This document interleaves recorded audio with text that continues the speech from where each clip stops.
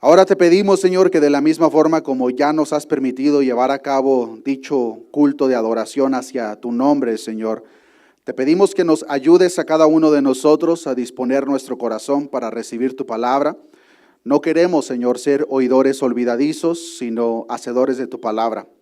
A lo largo de la semana, Señor, hemos estado aprendiendo los días domingo acerca de quién eres tú, Señor. Lamentablemente, muchas veces la gente, Señor, se hace idea de un Dios que verdaderamente no existe. Queremos, Señor, hacer un lado ciertos atributos de tu naturaleza y solamente escoger los que mejor nos convienen. Sé tú, Señor, a través de tu Espíritu Santo, librándonos de cualquier tipo de actitud de esa manera, Señor, pues nosotros como congregación, como iglesia, queremos conocerte tal como a ti te ha placido revelarte en tu Escritura. Y a través de ese conocimiento, Señor, queremos de la misma forma crecer en nuestro caminar, Señor, pues sabemos que entre más te conocemos, de la misma forma vamos a conocer tu voluntad para cada uno de nosotros. No sabemos, Señor, por cuánto tiempo a ti te va a placer tenernos en esta tierra. Posiblemente 10, 20, 30 años, posiblemente un año. No lo sabemos, Señor, pero sí queremos que por ese tiempo, sea corto, sea largo, que lo podamos vivir, Señor, representándote como a ti te agrada. Y el primer paso para eso es conocerte como tú te has revelado. Quita, Señor, cualquier distracción en la mente de mis hermanos. Ayúdanos, Señor, a poder poner la atención necesaria para poder llevar a cabo una práctica de todo lo que estaremos aprendiendo. Todo esto te lo he pedido, Señor, en el nombre de tu Hijo amado, nuestro Señor Jesucristo. Amén y amén. Gloria a Dios. Pueden salir los niños, jóvenes, adolescentes a sus clases y nosotros nos vamos preparando, hermanos.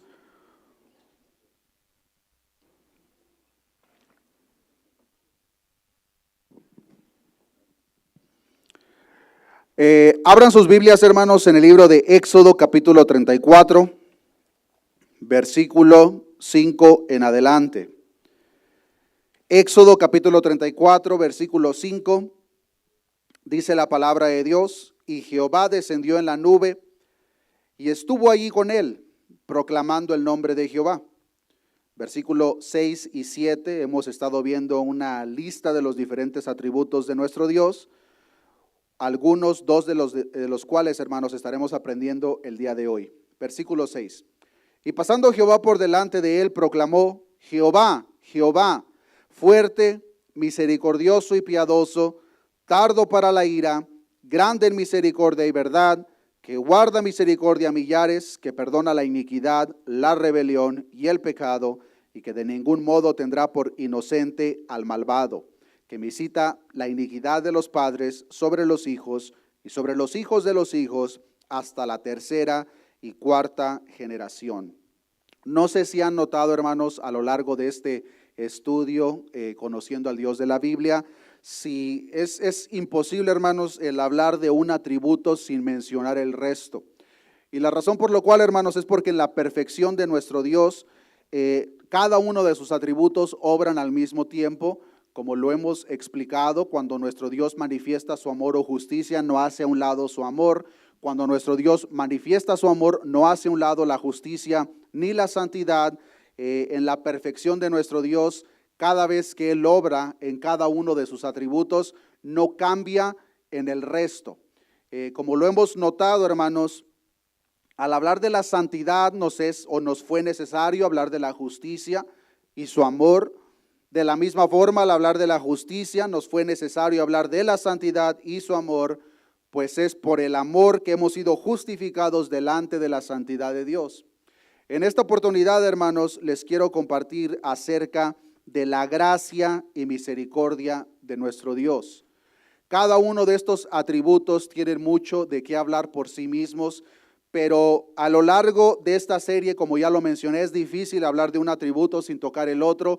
Y en el caso de la gracia y la misericordia, hermanos, aunque son dos cosas distintas, van completamente de la mano cuando Dios la obra para con cada uno de nosotros. Ahora, ¿qué es la gracia y qué es la misericordia?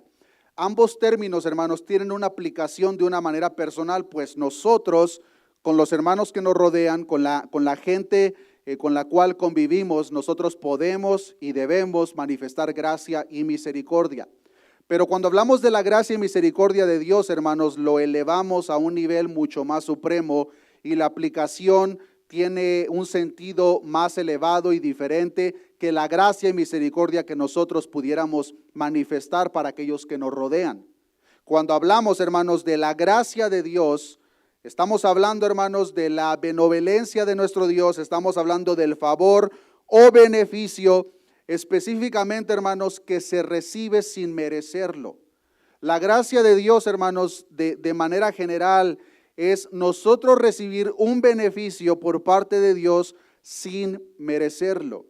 Y espero, hermanos, conforme vamos avanzando, que podamos identificar si nosotros como iglesia hemos sido partícipes de la gracia y misericordia de nuestro Dios, pues la misma palabra nos presenta evidencias palpables, hermanos, para que no haya persona alguna que se engañe por sí misma teniendo la evidencia de la Escritura. Pero acompáñenme rápidamente al libro de Juan, capítulo 1, versículo 17.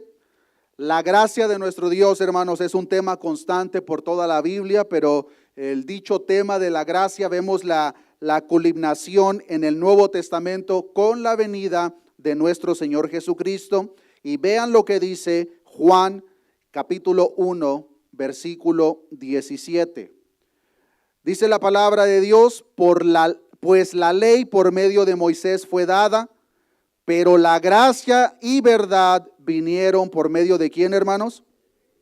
Por medio de Jesucristo. Nosotros podemos ver en la ley, hermanos, la ley entregada a Moisés, en la cual ya hemos estado aprendiendo de una manera general. Podemos ver que en dicha ley entregada a Moisés y a los profetas, aquello que se enfatiza tiene más que ver con la justicia y santidad. Y cuando nuestro Señor Jesucristo viene, tal como lo dice Juan 1:17, pero la gracia y la verdad vinieron por medio de Jesucristo, podemos ver cómo nuestro Señor Jesucristo, como la encarnación de la gracia, vino a esta tierra a traer el cumplimiento. No significa, hermanos, que la ley quedó abrogada. Ya aprendimos acerca de este tema cuando estuvimos aprendiendo acerca del Sermón del Monte. Nuestro mismo Señor Jesucristo dijo en Mateo capítulo 5, versículo 17, no penséis que he venido para abrogar la ley o los profetas, no he venido para abrogar, sino para cumplir. Ahora, el hecho de que dicho cumplimiento de la gracia haya sido presente en la vida de nuestro Señor Jesucristo, no significa, hermanos, que la gente antes de Cristo no experimentó o no recibió la gracia de nuestro Dios, pues tal como lo mencioné, hermanos, la gracia lo podemos ver por toda la Escritura. De hecho, hermanos, la gracia manifestada por parte de Dios la vemos tan pronto como en el huerto del Edén. Porque cuando Adán y Eva pecaron, lo que ellos merecían, hermanos, era la muerte. Pero vemos inmediatamente que Dios en su gracia les dio algo que ninguno de ellos merecía. Lo que ellos merecían era la condenación, era la muerte, pero vemos que inmediatamente la gracia de nuestro Dios se manifiesta para con ellos, no dándoles el pago de la muerte, sino más bien matando un animal, haciendo un sacrificio para poder cubrir la desnudez y el pecado tanto de Adán y de Eva. No solamente eso, hermanos, sino que de la misma forma podemos ver cómo nuestro Dios desde ese punto, hermanos, establece un camino, una manera para que todo ser humano desde ese día hasta entonces pudiera reconciliarse con Dios, pues tal como lo decía nuestro hermano José cuando oraba al principio, por un hombre, hermanos, entró el pecado al mundo. ¿Por quién? Por Adán, porque a fin de cuentas la responsabilidad era de él.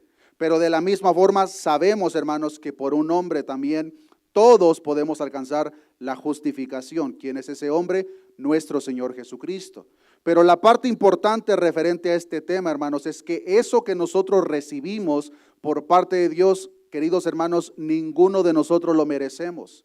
Si nosotros pidiésemos a Dios lo que verdaderamente merecemos, despertaríamos en el infierno. Porque cada uno de nosotros hemos pecado, hermanos. No hay justo ni siquiera uno, no hay quien busque a Dios. Todos se desviaron. Todos hemos fallado delante de la ley santa y justa de nuestro Dios. Y es por eso tan importante y tan necesario, hermanos, que nosotros seamos partícipes del perdón de pecados a través de la gracia por parte de nuestro Señor Jesucristo. Aquellos sacrificios que nosotros encontramos en el antiguo pacto, hermanos, no era más que una sombra de lo que se iba a cumplir en la vida de nuestro Señor Jesucristo. Pues si nosotros pensábamos, hermanos, que la sangre de tales animales traía un perdón de pecados, eso no es para nada lo que la palabra de Dios nos presenta. La sangre de un animal, hermanos, no tiene ningún poder, pero podemos ver cómo por la ley entregada a Moisés y a los profetas, Dios estableció dicha ceremonia, pues eso era simplemente una sombra de lo que iba a venir en la vida de nuestro Señor Jesucristo. Es por eso que el libro de Hebreos, capítulo 10, versículo 4, nos dice que porque la sangre de los toros y de los machos cabríos no puede quitar los pecados. La sangre de estos animales, hermanos, simplemente no tiene el poder para hacer tal cosa. ¿Qué es lo que les traía el perdón de sus pecados? La obediencia y confianza de seguir lo que Dios les había ordenado, que llevaran a cabo dicho sacrificio. Dicha culminación, hermanos, una vez más lo vemos en la vida de nuestro Señor Jesucristo. Vuelvo a leer Juan 1:17, pues la ley por medio de Moisés fue dada, pero la gracia y la verdad vinieron por medio de Jesucristo. Cada uno de nosotros, hermanos, debemos de anhelar, si es que no hemos sido partícipes, ser partícipes de la gracia y la misericordia de nuestro Señor Jesucristo. Y es aquí, hermanos, donde nosotros podemos ver la clara diferencia de lo que tiene que ver el cristianismo bíblico, hermanos, y lo que tiene que ver el resto de las religiones. La cosa principal, hermanos, que nos hace diferente al resto de las creencias de este mundo es la gracia de Dios. ¿Por qué? Porque el resto de las creencias, hermanos, incluso ciertas congregaciones que se pueden catalogar como cristianos, no practican la misma gracia. ¿Por qué? Porque ellos creen que para llegar al cielo deben de ser buenos.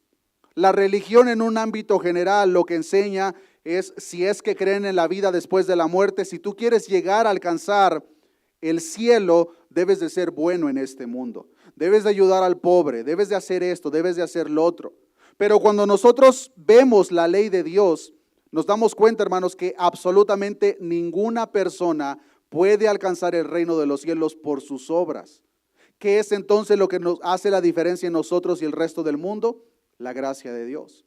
Que nosotros entendemos y reconocemos que no hay absolutamente ninguna obra, queridos hermanos, ninguna obra que nosotros podamos hacer para entrar al cielo. No hay ninguna obra, hermanos, que nosotros podamos hacer para librarnos del castigo del infierno. Lo único que debemos de hacer es ser partícipes de la gracia y la misericordia por parte de nuestro Señor Jesucristo. Y hasta cierto punto, hermanos, puede decir de que todos entendemos ese principio básico que es lo que nos separa. Pero lamentablemente, hermanos, al no entender lo que tiene que ver con la gracia de Dios, tal como la palabra de Dios lo ha revelado, mucha iglesia cree, hermanos, que sí, la gracia de Dios es muy buena, hermosa, es grande y es suficiente, poderosa para perdonar mis pecados y salvarme en este tiempo, pero yo necesito hacer buenas obras para mantener el regalo obtenido por la gracia. Y muchas veces la gente, al creer tal cosa, hermanos, viven y caminan su vida cristiana en temor porque piensan, Dios me regaló la salvación, me la regaló, pero si yo no cumplo dichos preceptos, Dios me la va a quitar. Ahora, eso es un mal entendimiento de la gracia, porque si nosotros, hermanos, si Dios fuese partícipe de la salvación del hombre al 99.9 y dejara el 0.1 para que nosotros cumpliéramos en su totalidad la salvación, téngalo por seguro, hermanos, que cada uno de nosotros estaríamos perdidos. Y gracias a Dios, hermanos, que no depende de nosotros. Gracias a Dios que es por su gracia, hermanos, que nosotros somos salvados. Ahora, por el otro lado, puede haber otro grupo de personas, del cual vamos a entrar en unos minutos. Hay otro grupo de personas que al no entender la gracia caen en otro extremo, en el cual piensan la gracia de Dios es tan grande, entonces como es tan grande yo puedo vivir como a mí me plazca, puedo meterme en cualquier tipo de pecado porque la gracia de Dios todo lo perdona. Vamos a ver lo que la palabra de Dios nos enseña, hermanos, referente a esto, pero en un patrón general nos encontramos con algo, hermanos, que como seres humanos hasta cierto punto no podemos aceptar. Y eso es, hermanos, el hecho de que la salvación no tiene nada que ver con nosotros. Y como seres humanos siempre queremos que yo sea partícipe en algo. Si nosotros queremos saber, hermanos, de qué manera nosotros fuimos partícipes en la salvación, lo único que nosotros aportamos, hermanos, fue nuestro pecado. De ahí para allá el resto lo hizo Dios. Y desde el tiempo primitivo, hermanos, podemos ver parte del conflicto con el cual se encontraba el apóstol Pablo y el apóstol Pedro, primordialmente como lo vemos en el libro de Gálatas, es que la gente le quería agregar. La gracia de Dios no les era suficiente, sino que decían, sí, para tú alcanzar el cielo debes de cuidar, mantener los días ceremoniales, los días de fiesta, debes de hacer esto y debes de hacer el otro.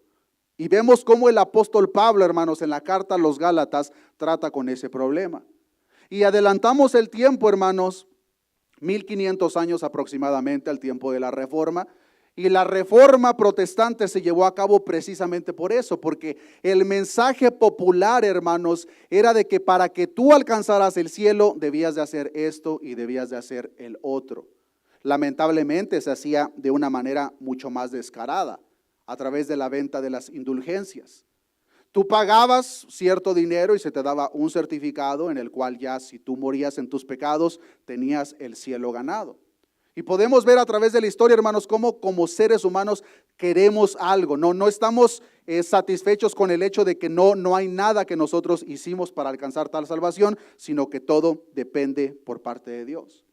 El fraile dominico alemán Johann Tetzel fue muy conocido, hermanos, por otorgar indulgencias representando a la Iglesia Católica Romana a cambio de dinero, claro. Y se hizo muy famoso, hermanos, por la frase: tan pronto caiga la moneda a la cajuela, el alma del difunto al cielo vuela.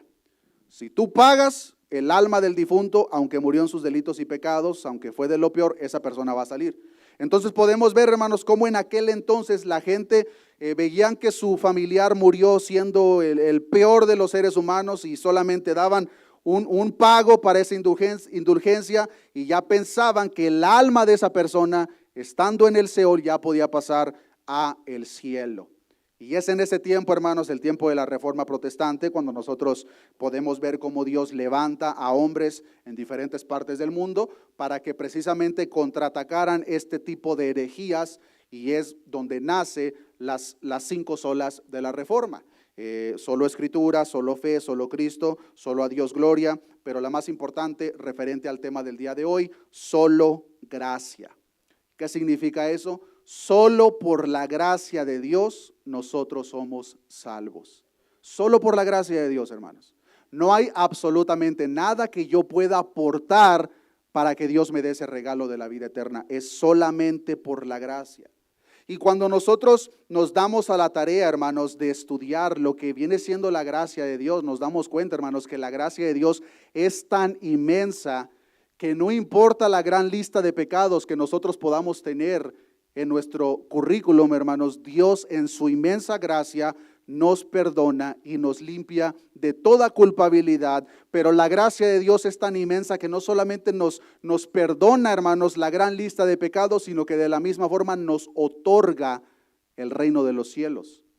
El reino de los cielos es para todo aquel y aquella que ha confiado y dependido en la gracia de Dios. En estos términos, hermanos, se puede decir que la gracia de Dios es una sublime gracia. ¿Qué significa sublime? Se le conoce sublime, hermanos, a todo aquello que es visto como eminente, que alcanza un nivel elevado en la escala de valores morales, intelectuales o estéticos, y que es extraordinariamente bello. Por meses, hermanos, cuando nosotros estábamos pensando en un nombre para este ministerio, queríamos escoger un nombre que representara lo que Dios ha hecho con nosotros. Y fue como llegamos, Iglesia Bíblica Sublime Gracia. Porque por la sublime gracia de Dios, hermanos, nosotros hemos sido salvados. Por la sublime gracia de Dios, nosotros seguimos de pie. Por la sublime gracia de Dios, nosotros estamos aquí todavía, hermanos.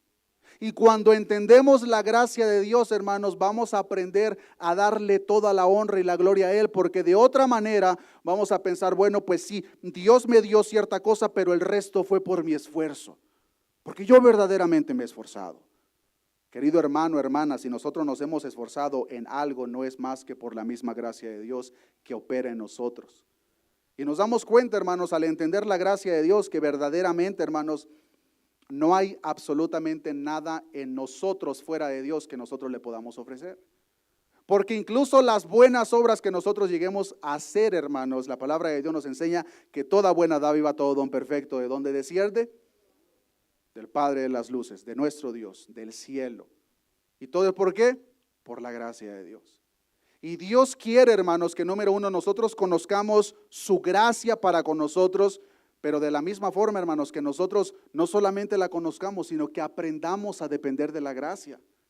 En una ocasión podemos ver que el apóstol Pedro, hermanos, le fue dado un aguijón. Dice la palabra de Dios, por el gran conocimiento, la gran revelación que él tuvo, Dios le puso un aguijón en el cuerpo de Pablo. Fue una enfermedad, un dolor. Y dice Pablo que cuando él quería pensar demasiado mismo, el aguijón le recordaba por qué estaba ahí ese aguijón. Dice la palabra de Dios, hermanos, en segunda carta a los Corintios capítulo 12, que el apóstol Pablo le rogó en 3 ocasiones a Dios que le quitara ese aguijón. Y en el versículo 9 dice la palabra de Dios del capítulo 12, y me ha dicho, esta es la respuesta por parte de Dios ante la petición de Pablo, y la respuesta de Dios es, bástate mi gracia, porque mi poder se perfecciona en la debilidad, por tanto, de buena gana me gloriaré más bien en mis debilidades, para que repose sobre mí el poder de Cristo. Pablo entendía a la perfección lo que era la gracia, referente a la gracia para salvación. Pero aquí podemos ver, hermanos, cómo nuestro Dios trató de una manera muy personal para que no solamente dependiera en la gracia para salvación, sino que aprendiera a depender de la gracia en todos los ámbitos de su vida. Y nosotros necesitamos aprender lo mismo, hermanos. Porque muchas veces caemos en un estado de frustración y desesperación porque no aprendemos a depender de la gracia, sino que queremos depender de nosotros mismos, de nuestras fuerzas físicas, nuestras fuerzas mentales, nuestras capacidades. Cuando lo que Dios espera de nosotros, queridos hermanos, dependamos de su gracia. Pero no podemos depender de su gracia si en primer lugar no la conocemos. Lo primero que tenemos que entender, hermanos, es que el dicho de decir yo merezco la gracia de Dios es una contradicción en sí, una paradoja, porque no hay absolutamente nadie que merezca la gracia de Dios, por eso es gracia.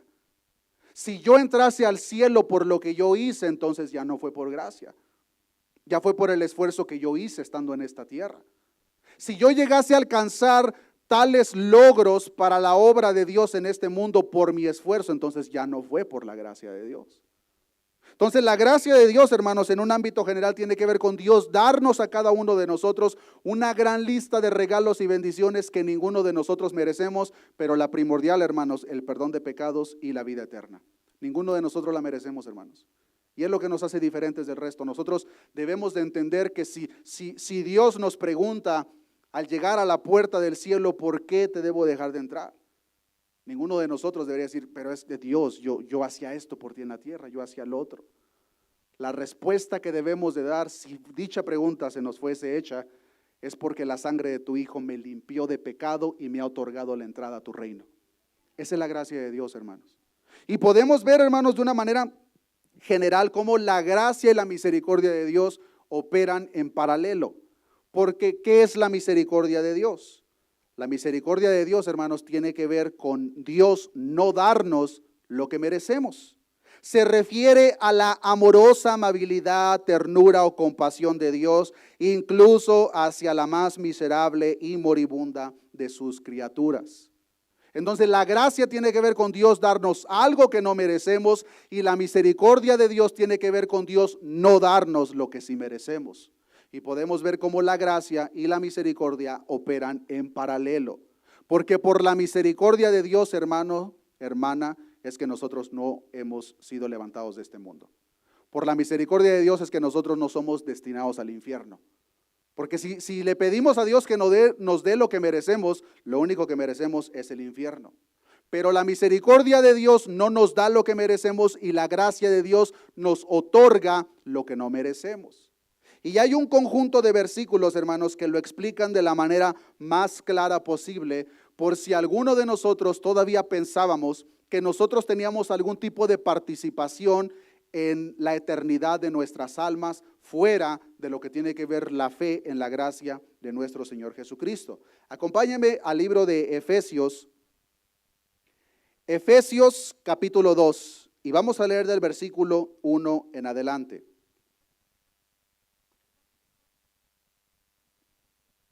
Efesios capítulo 2, versículo 1. Dice la palabra de Dios: y Él os dio vida a vosotros cuando estabais muertos en vuestros delitos y pecados. Cada uno de nosotros, hermanos, tal como lo dice Efesios capítulo 2, versículo 1, estábamos muertos en vuestros delitos y pecados. Y queridos hermanos, ¿de qué le sirve a una persona que le dé direcciones o guianza a una persona muerta? No le sirve absolutamente de nada. Es como si ponemos un muerto aquí y yo le digo: querido hermano, levántate y camina por esa puerta. Es ilógico, esa persona está muerta, esa persona no necesita guianza, mucho menos instrucciones. Lo que esa persona muerta necesita es que alguien le resucite. Y nos damos cuenta, hermanos, incluso como en lo que tiene que ver en la decisión de nosotros ser partícipes de la gracia y misericordia de Dios, no proviene por parte de nosotros, porque una persona muerta no puede tomar tal decisión. Dice la palabra de Dios: Él, ¿quién es Él? Cristo Dios. Él es el que nos dio la vida a nosotros cuando estábamos muertos en vuestros delitos y pecados. La gran porción de este mundo, hermanos, se encuentra precisamente en este estado, muertos en sus delitos y pecados. Y de la única manera que ellos pueden ser partícipes del regalo de la vida eterna es si ellos son resucitados por parte de Dios. Y el vehículo que Dios ha implementado para tal cosa es su bendito evangelio. Pero continuemos leyendo en el versículo 2, dice la palabra de Dios: en los cuales anduvisteis en otro tiempo, siguiendo la corriente de este mundo, conforme al príncipe de la potestad del aire, el espíritu que ahora opera en los hijos de desobediencia, entre los cuales también, como dice, hermanos, todos nosotros, ahí nosotros nos incluimos, hermanos, vivimos en otro tiempo en los deseos de nuestra carne, haciendo la voluntad de la carne y de los pensamientos, y éramos por naturaleza hijos de ira, lo mismo que los demás.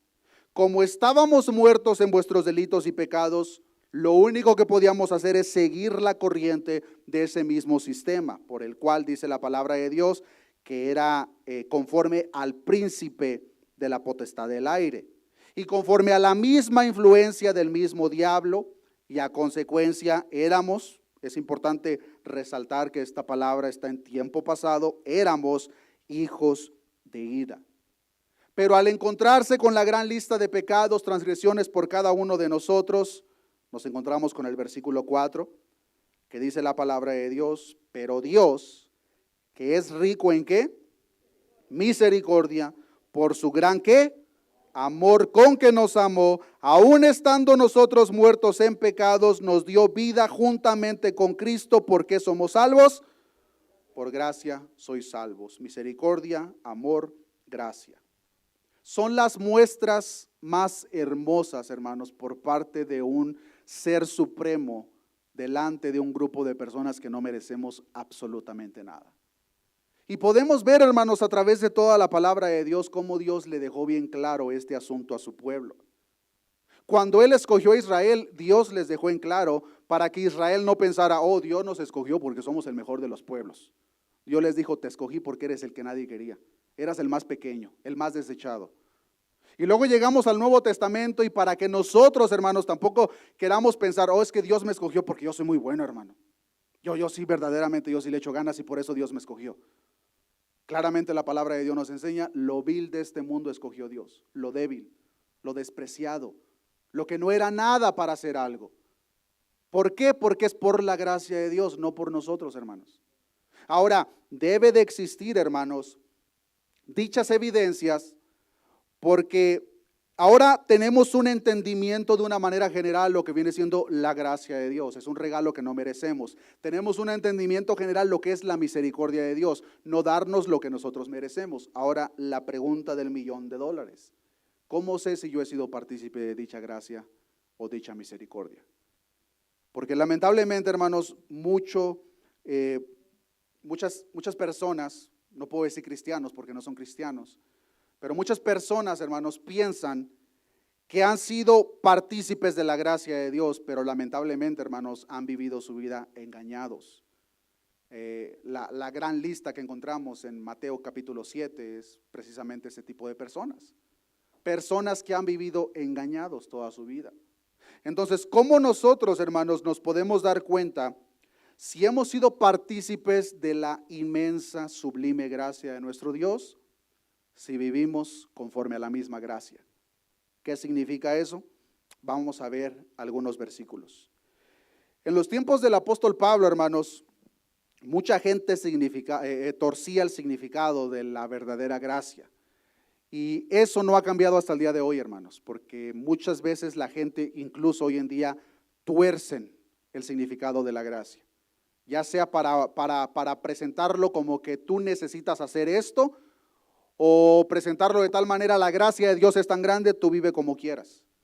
Y esto, hermanos, no era nada nuevo. En el tiempo del apóstol Pablo, el apóstol Pablo tuvo que tratar este tema porque mucha gente no conocían a Dios, y como no conocían a Dios, no conocían su gracia. Y como no conocían su gracia, ellos pensaban que eran partícipes de la gracia de Dios, pero verdaderamente estaban engañados. ¿Y qué tipo de pensamiento tenían ellos? Romanos capítulo 5, versículo 20. Romanos capítulo 5, versículo 20 es una gran verdad, hermanos, pero lamentablemente en aquel entonces y hoy en día ha sido mal interpretada y torcida. Dice la palabra de Dios, Romanos capítulo 5, versículo 20, pero la ley se introdujo para que el pecado abundase, mas cuando el pecado abundó, ¿cómo dice? Sobreabundó la gracia. ¿Qué es lo que mucha gente entendía en aquel entonces, incluso enseñaban? Si tú quieres mucha gracia, debes de pecar mucho, porque entre más pecado, más gracia. Y si nosotros queremos recibir montones de gracia de Dios, entonces debemos de hacer un montón de pecados. Y eso es lo que lamentablemente, hermanos, aunque no lo expresen de tal manera, mucha gente hoy en día vive. Viven sus vidas pensando que han sido partícipes de la gracia, pero en una vida que no es conforme a la gracia, sino una vida que es más que nada libertinaje. Esa persona, hermanos, es una persona engañada. Y si esa persona se fuese a presentar delante de Dios en esta noche, qué grande y terrible sorpresa se va a dar. Lo que este versículo está dando a entender, hermanos, cuando la ley se introdujo, nos dimos cuenta de tan grandes pecados que habían en nosotros. Incluso nosotros cuando vinimos a Cristo, hermanos, veníamos con ciertas prácticas que nuestra mente corrompida en el tiempo de antes, como estábamos muertos en vuestros delitos y pecados, lo veíamos como lo más normal del mundo. ¿Qué tiene de malo? Pero cuando nos encontramos con la santa y perfecta ley de Dios, ahora nos damos cuenta, wow, qué gran pecado hay en mí. Y lo que está diciendo Pablo, cuando la luz de la ley es injertada, ustedes pueden ver qué tan grande es su pecado, pero no importa qué tan grande es su pecado, la gracia de Dios es mucho más grande, los puede limpiar y perdonar de todo tipo de pecado. Pero para que no hubiera malentendidos, vean lo que continúa diciendo en el versículo 21, pero también en el capítulo 6. En el versículo 21 del capítulo 5 dice Pablo, para que así como el pecado reinó para muerte, así también la gracia reine, ¿por qué? Por la justicia, para vida eterna mediante Jesucristo, Señor nuestro. Queridos hermanos, en la verdadera gracia reina la justicia. Y si nosotros hemos pensado de una manera equivocada que hemos sido partícipes de la sublime gracia de Dios, pero nuestro caminar cotidiano manifiesta lo contrario, querido hermano, hermana, no te engañes. La verdadera gracia de Dios manifiesta la justicia, no la muerte, no el pecado. Y si todavía no fuese suficiente, vean lo que dice Pablo en el capítulo 6, versículo 1 del mismo libro de Romanos. Dice Pablo, hace una pregunta retórica, ¿qué pues diremos? ¿Perseveraremos en el pecado para que la gracia abunde? Él da la respuesta, versículo 2, en ninguna manera. Porque los que hemos muerto al pecado, ¿cómo viviremos aún en él? La verdadera gracia, hermanos, reina la justicia. Y si nosotros pensamos que hemos sido partícipes de la gracia, pero caminamos conforme al mundo, nosotros no hemos sido partícipes de la gracia de Dios, hermanos. Y estamos en graves problemas. La traducción lenguaje actual dice el versículo 1 del capítulo 6. ¿Qué más podemos decir? ¿Seguiremos pecando para que Dios nos ame más todavía? Por supuesto que no. Nosotros ya no tenemos nada que ver con el pecado. Así que ya no podemos seguir pecando. El que verdaderamente ha sido partícipe de la gracia de Dios no tiene nada que ver con el pecado, hermanos. Y esto no significa que esa persona no va a pecar, porque hermanos, no nos engañemos tampoco, todos pecamos. Incluso antes de venir a la iglesia ya pecamos, hermanos. Porque recordemos que pecado no es solamente hacer lo que no debemos, sino también es no hacer lo que sí debemos. Y muchos de nosotros posiblemente vinimos en esta mañana a la iglesia sin antes pasar un tiempo en comunión con nuestro Dios, dándole gracias por este nuevo día. Eso, hermano, hermana, es pecado. Todos pecamos, hermanos. Pero lo que se está refiriendo Pablo es una práctica constante del pecado. Una persona que camina de tal manera, hermano, hermana, que no se engaña, no ha sido partícipe de la gracia de Dios. Y continúa diciendo en el versículo 3. ¿O no sabéis que todos los que hemos sido bautizados en Cristo Jesús hemos sido bautizados en su muerte? Porque somos sepultados juntamente con Él para muerte por el bautismo, a fin de que como Cristo resucitó de los muertos por la gloria del Padre, así también nosotros, como dice hermanos, andemos en vida nueva. Cuando nosotros somos partícipes de la verdadera gracia de Dios, la justicia reina y andamos en vida nueva. Esta gracia, hermanos, no tiene nada que ver con el pecado y los caminos de este mundo corrupto, sino completamente todo lo contrario. Es por eso que cuando Pablo escribe la carta a los Efesios en el capítulo 2, versículo 3, dice lo que ya leímos, entre los cuales también todos nosotros vivimos tiempo pasado en otro tiempo.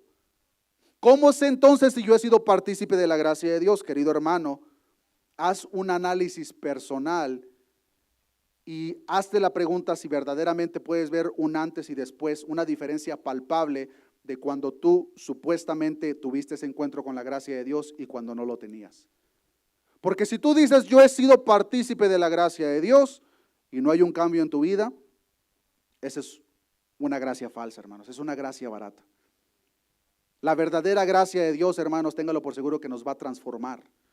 Van a haber cambios radicales en la vida de nosotros.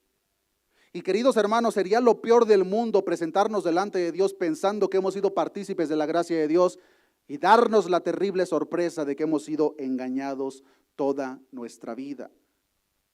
Lamentablemente, hermanos, es un error el creer tal cosa en nuestro estudio personal por no dar la tarea o no tener la disciplina suficiente de escudriñar la Escritura. Pero lo peor de todo, hermanos, es que delante de muchos púlpitos en diferentes lugares se está presentando una gracia barata.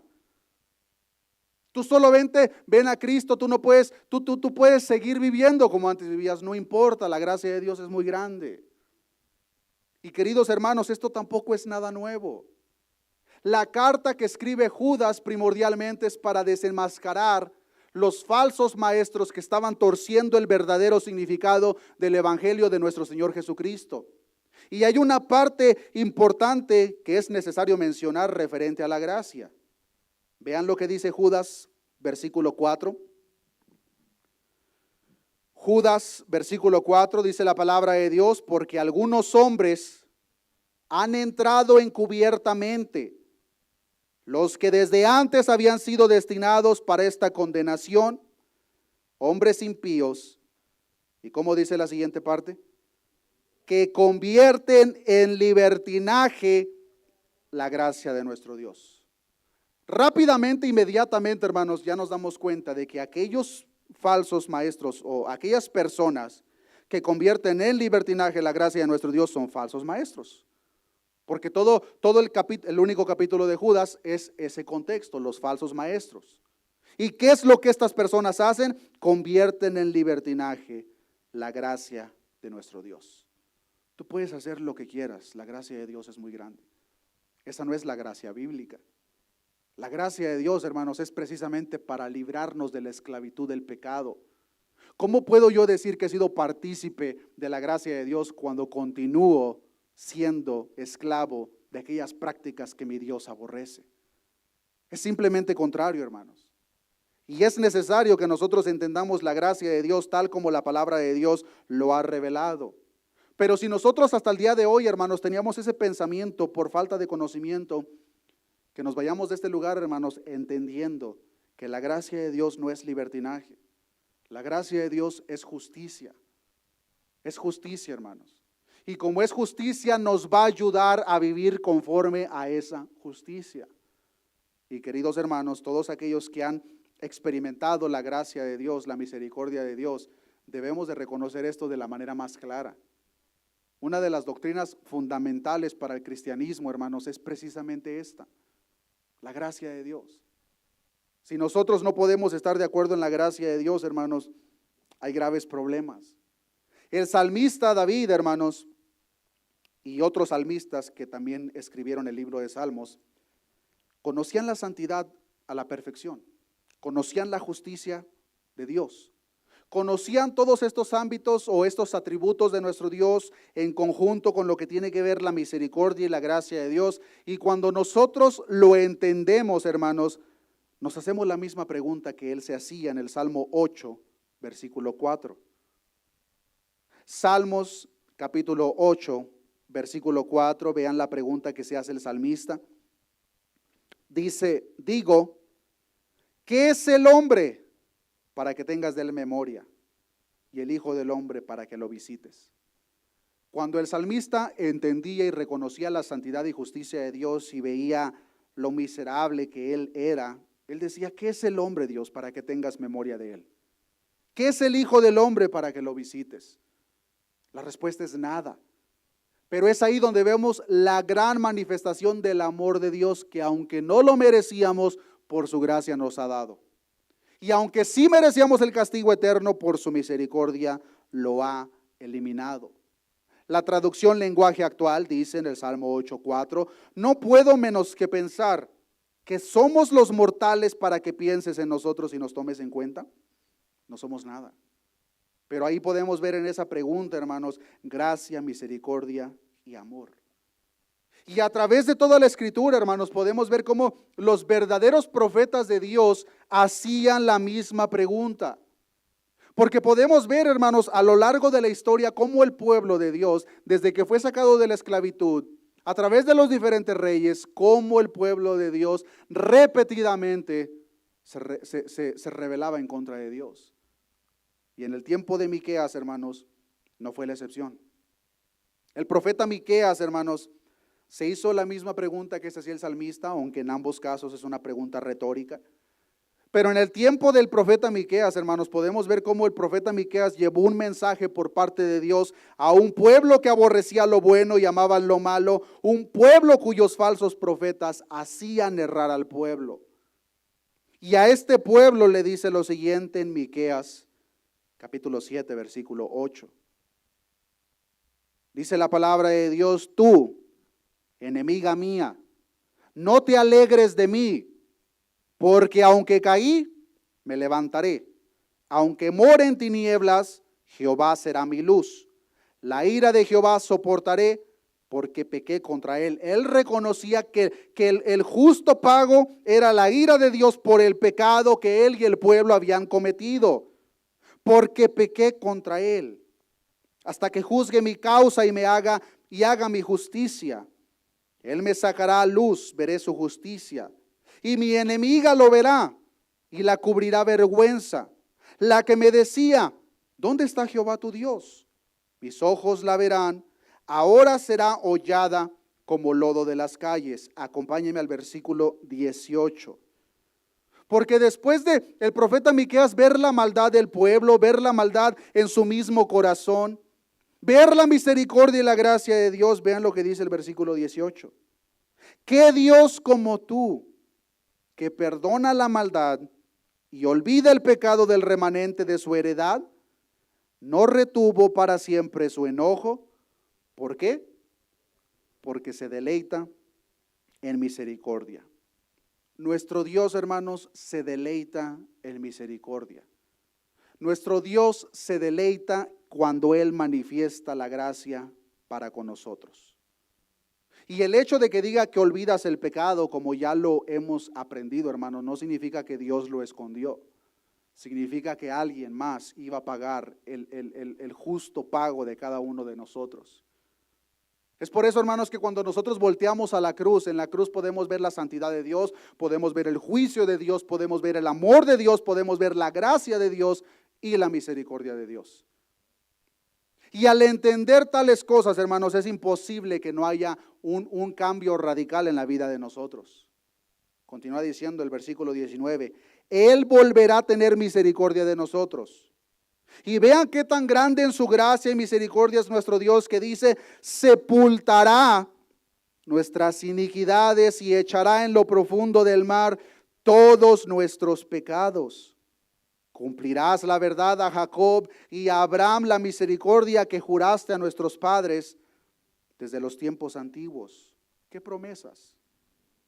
La promesa, hermanos, de misericordia que fluye a través de la gracia y la verdad, de la cual espero, hermanos, que cada uno de nosotros seamos partícipes. Esta promesa, hermanos, es mencionada en Lucas capítulo 1, versículo 72. Esta misma promesa de la cual hablaba el profeta, la encontramos en Lucas capítulo 1, versículo 72, en lo cual dice, para hacer misericordia con nuestros padres y acordarse de su santo pacto, del juramento que hizo Abraham nuestro padre, que nos había de conceder, que librados de nuestros enemigos sin temor le serviríamos en santidad y en justicia delante de Él, como dice, hermanos, todos nuestros días. Él recuerda la promesa de misericordia, la promesa de gracia, pero la respuesta dice, en santidad y en justicia delante de Él todos nuestros días. La pregunta a un ámbito personal, hermanos, a cada uno de nosotros es, ¿hemos recibido la misericordia de Dios? ¿Hemos sido partícipes de la gracia de Dios? Y si la respuesta es sí, la segunda pregunta es, ¿nuestra vida lo refleja? Para que no nos engañemos, hermanos.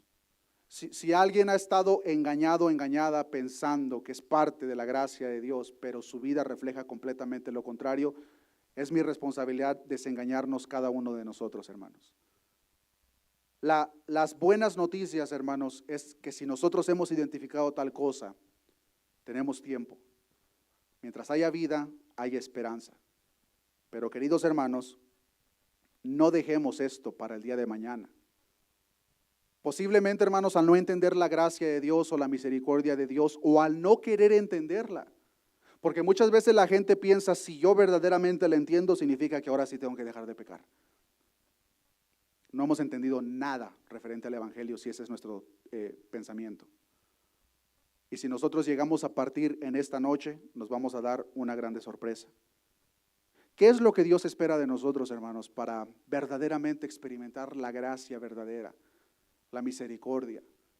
Sabemos, hermanos, que no hay nada en nuestras obras, algo que yo pueda hacer para decirle a Dios, Dios, por favor, déjame entrar en tu reino, dame de tu gracia, porque ve lo que yo hice por ti.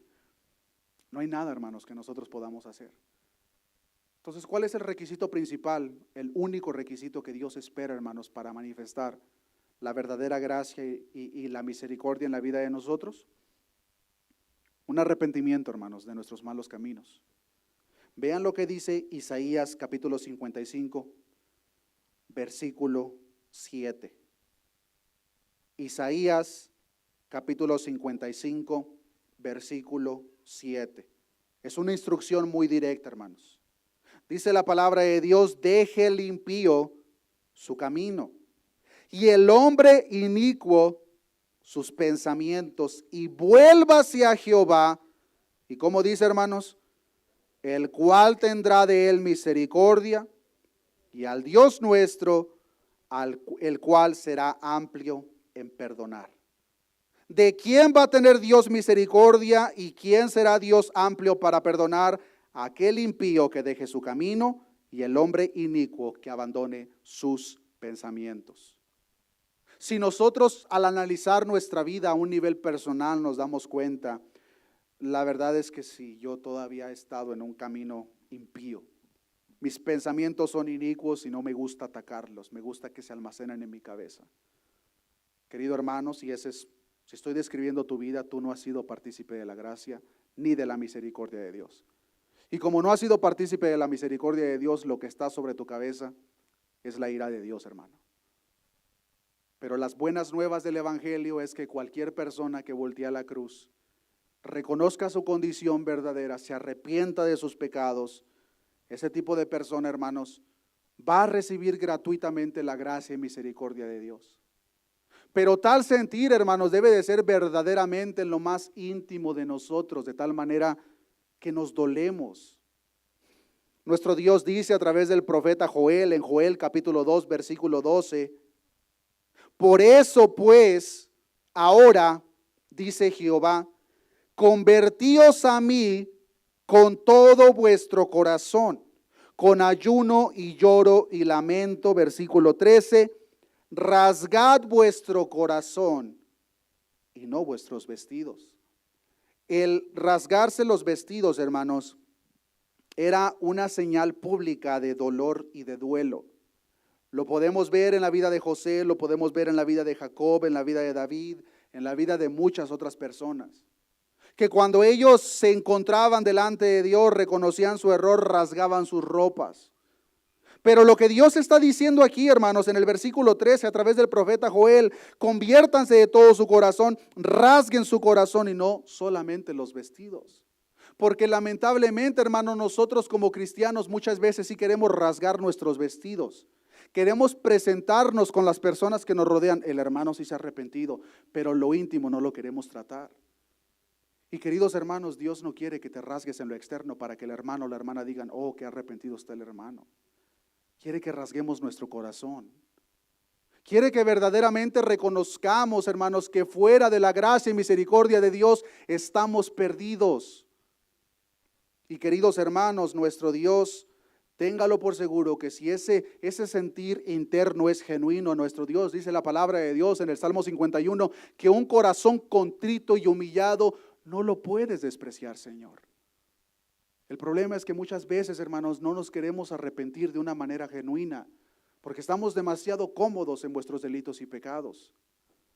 Y muchas veces de una manera más equivocada pensamos, Dios, dame tiempo, de aquí a un mes, de aquí a 6 meses, de aquí a un año. Dios quiere y tengas el suficiente tiempo, hermano, hermana, si es que tú no has tomado este asunto en serio. Porque si no lo has tomado en serio, hermano, hermana, déjame decirte que no hay absolutamente nada en esta tierra que te asegure el día de mañana. Dios esperaba, hermanos, que así como estas personas rasgaban sus vestidos, así también rasgaran su corazón.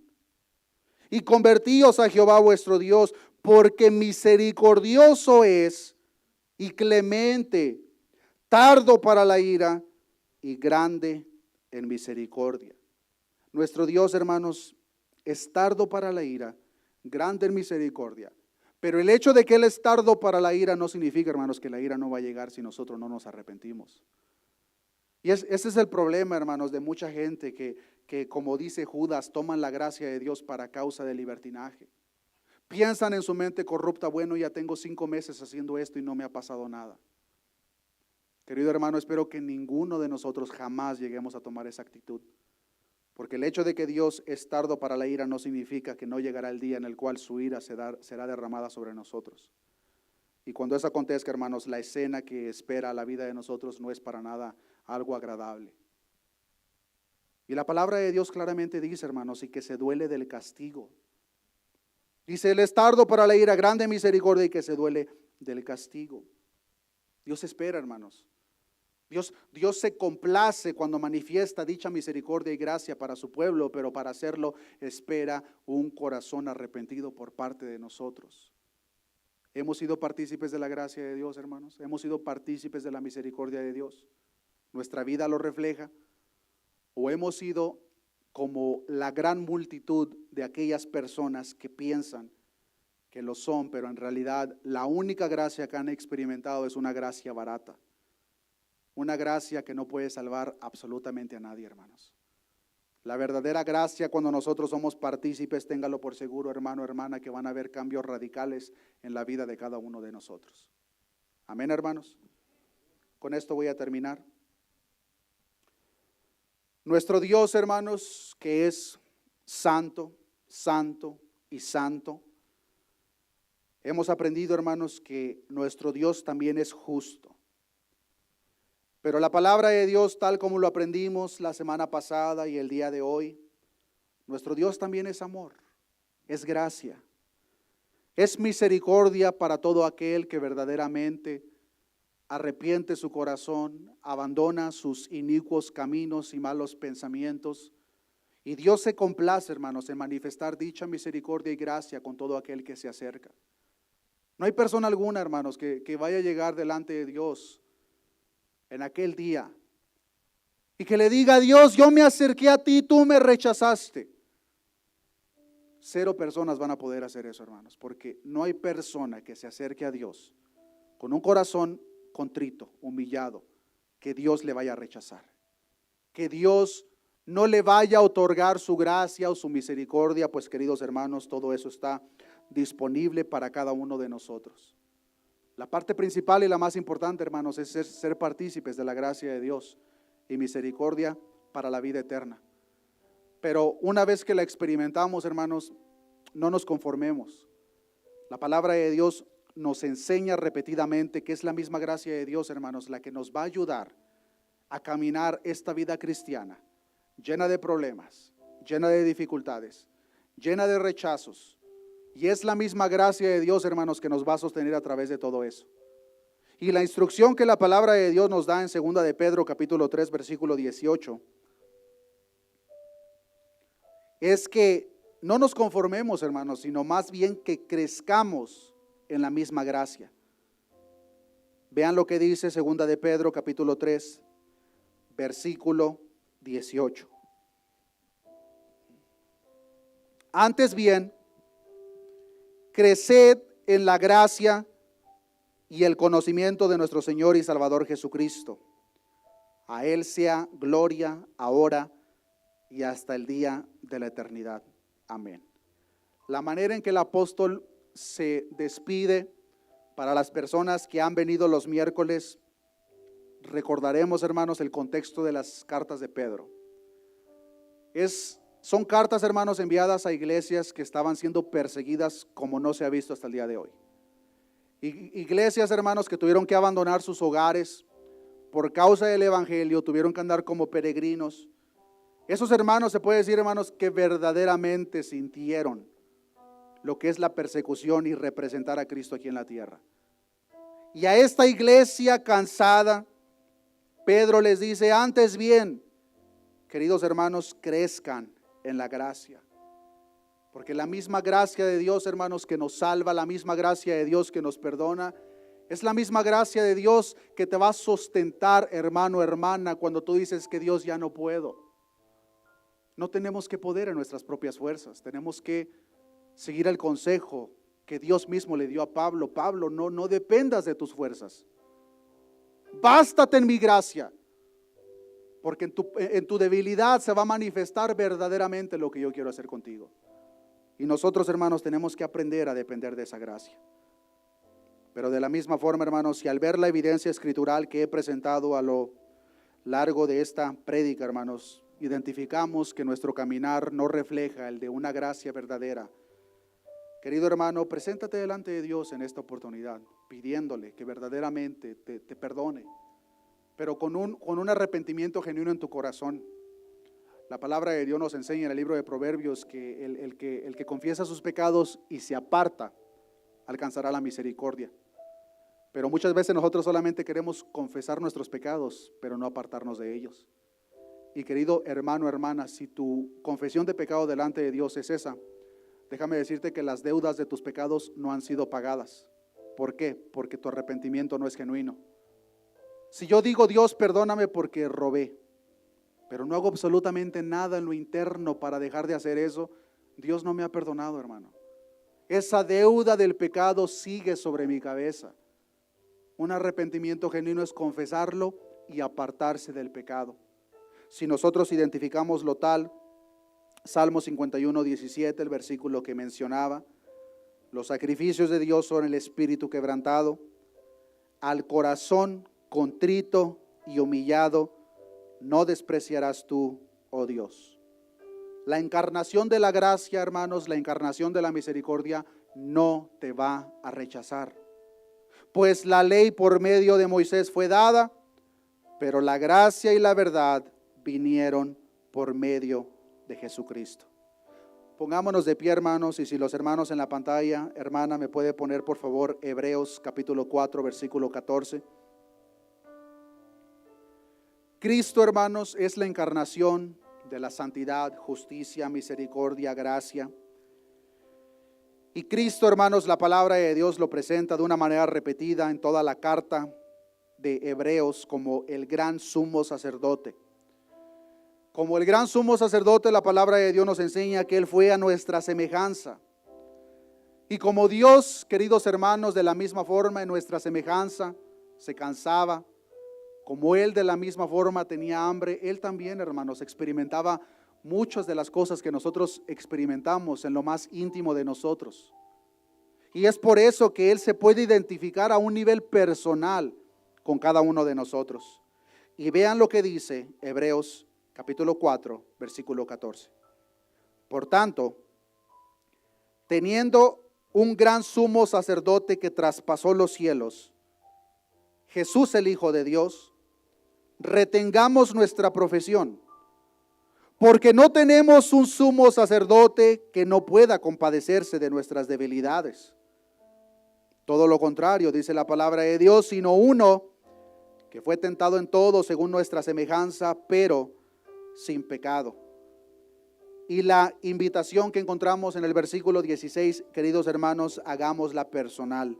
Acerquémonos pues confiadamente al trono de la gracia para alcanzar misericordia y hallar gracia para el oportuno socorro. Gracia, misericordia. Oremos a nuestro Dios. Padre, gracias te damos, Señor. Gracias te damos por tu sublime gracia manifestada para este grupo de personas que no lo merecemos, Señor. Lo único que merecemos delante de tu justicia, delante de tu santidad, es el castigo eterno, Señor. Pero tu palabra nos enseña, Señor, que tú te complaces en la misericordia, Señor. Tu palabra nos enseña que al corazón contrito y humillado no lo desprecias tú, Señor. Gracias te damos, Señor, por tan grande regalo en la cruz, en la cual no solamente podemos ver tu amor, Señor, sino que vemos tu gracia, dándonos el perdón de pecados que no merecemos, pero también, Señor, dándonos entrada al reino de los cielos que tampoco merecemos. Pero también en la cruz, Señor, vemos tu misericordia, Padre, no dándonos lo que sí merecemos, el castigo eterno por tan grande lista de transgresiones delante de ti, pero en tu misericordia lo has retenido, Señor, y has derramado tal ira sobre tu Hijo, nuestro Señor Jesucristo. En esta oportunidad hemos aprendido, Señor, que aquel que verdaderamente ha recibido la gracia, vive conforme a la gracia, pues la gracia es justicia. En los tiempos de tu siervo Pedro, en los tiempos de tu siervo Judas, había muchos falsos maestros que se habían metido a las iglesias, que estaban presentando una gracia barata, diciéndole a los cristianos primitivos que ellos podían vivir una vida entregada al pecado y no tendría consecuencia alguna. Tu siervo Judas decía: estos convierten la gracia de Dios en libertinaje. Tu siervo Pablo decía: ¿qué pues? ¿Permaneceremos en el pecado para que la gracia abunde? Ni Dios lo permita. Pues si hemos muerto al pecado, ¿cómo pues permaneceremos en él? Señor, sea tu Espíritu Santo abriendo nuestro entendimiento. Si hay algún hermano o hermana que no ha entendido tu gracia, Señor, que le muestre en lo más íntimo de su corazón tu verdadera gracia, Señor, de tal manera que nuestra seguridad está en tus manos, Señor. Tú eres el buen pastor, Señor. Tu palabra nos enseña que al buen pastor no hay ninguna, ni una oveja, hermano, hermana, que sea arrebatada de sus manos. Al buen pastor no se le pierde ni una sola oveja. En las manos de Dios estamos completamente guardados. Decía el siervo Pablo, ¿qué podrá separarnos del amor de Dios? Tribulación, principados, ángeles. ¿Qué nos podrá separar del amor de Dios?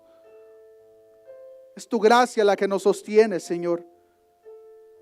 La misma gracia que le decías a tu siervo Pablo, bástate mi gracia, porque mi poder se perfecciona en tu debilidad. Ayúdanos, Señor, de la misma forma a no quedar satisfechos solamente de ser partícipes de la gracia para la vida eterna, sino ayúdanos, Señor, a cada uno de nosotros a depender de esa gracia para caminar esta vida cristiana, que muchas veces nos cansamos, Señor, muchas veces queremos tirar la toalla, Señor, en nuestra carne somos débiles, Señor, en las preocupaciones abruman nuestra alma, Señor, los problemas, pero es tu gracia la que nos sostiene, Señor. Enséñanos, Señor, a no depender en nuestras fuerzas, en nuestras habilidades, pues ciertamente tropezaremos, Señor. Pero si dependemos de tu gracia, Señor, tú nos mantendrás firmes, perfectos, y nos santificarás, Señor, hasta el día de tu venida. Gracias te damos, Señor, por tan inmenso amor. Gracias te damos por tu sublime gracia. Todo esto te lo he pedido en el nombre de tu Hijo amado, nuestro Señor Jesucristo. Amén y amén. Que Dios les bendiga, hermanos.